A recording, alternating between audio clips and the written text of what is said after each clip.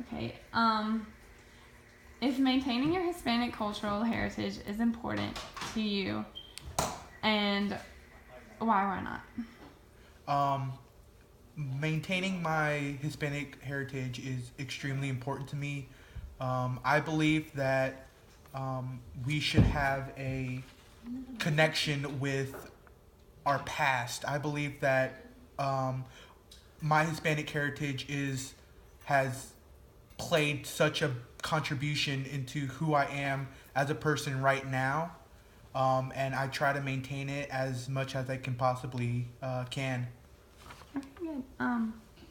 Has maintaining your culture or cultural heritage become easier or more difficult? Um, Nowadays, I feel like maintaining my heritage has become more difficult. It has become more, what's to say? It's become more unacceptable to be different than the normal in America. It's become, if you don't associate yourself as 100% American, nowadays it is seen as you are unpatriotic and you're basically looked down upon. You're looked as if you do not want to convert, or you don't want to be part of the society that America has established. So to me right now it has become very difficult to maintain that heritage because maintaining your heritage and maintaining the appearance that you are an American and you are patriotic are very conflicting nowadays, especially with political events and all the racial tension that's been going on within our country. Mm-hmm. That's very true. Okay. Have you found any obstacles in maintaining it? Which you kind of said some of that is right there. Well, I know obstacles. Personally, I've experienced a lot of obstacles. As of late, not really, but I know when I was younger, I actually had an experience of um, the word on the tip of my tongue, but I just can't get it out. It was a hate crime, Mm-hmm. basically. I was actually I've had many hate crimes now that I think about it. But one of them was actually at school, middle school. I was walking down the halls and I was just speaking Spanish to one of my friends, and we were talking, and one of the principals pulled me aside and said, "No, we don't speak that in the hallways." Are you serious? Yeah. So that was one. Another one, I was walking down the street and a car was driving past and threw a pink lemonade bottle at me and told me to go back to Mexico, you wetback. And I was born in Oh America, my so god. I'm like, and Yeah. it's like I kind of am where I'm born, Okay. That's ridiculous. so it's become much more. It's become difficult to maintain that, mostly because, like I said earlier, the climate, the environment in America right now has become so hostile to foreigners, Mm-hmm. and it's just something that if you want to live in America and you want an easy life, you have to basically push all your cultural and heritage aside and basically assimilate with America. But then again, you're also losing that part of you that your ancestors, and it's part of your background. It's who you are. So it's basically a lose-lose Yeah, it situation really right is. there. Oh my gosh. Um. Okay. How do you maintain your Hispanic cultural heritage?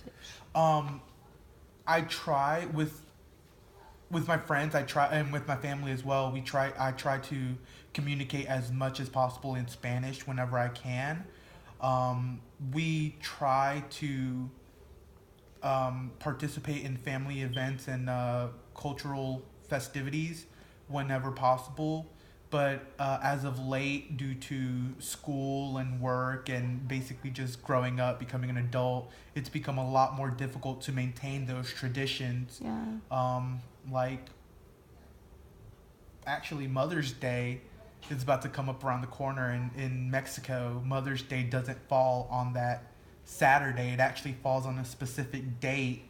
That specific date Mm-hmm. is now fleeing my mind Yeah, right now. you But don't- or Sunday. It's not like every like third Sunday of Yeah. the year like it is here.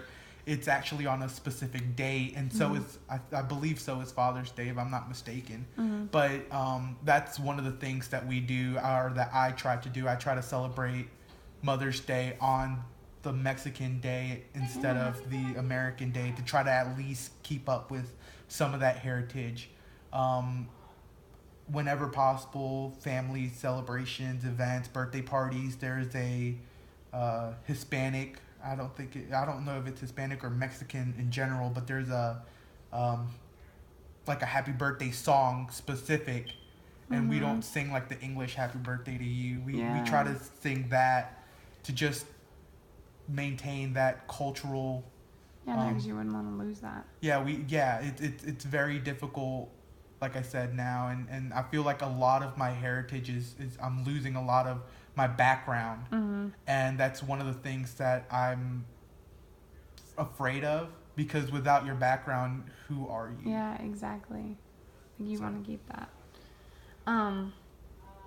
Okay, so the last question. Has Davidson County transitioned or changed since you first moved here?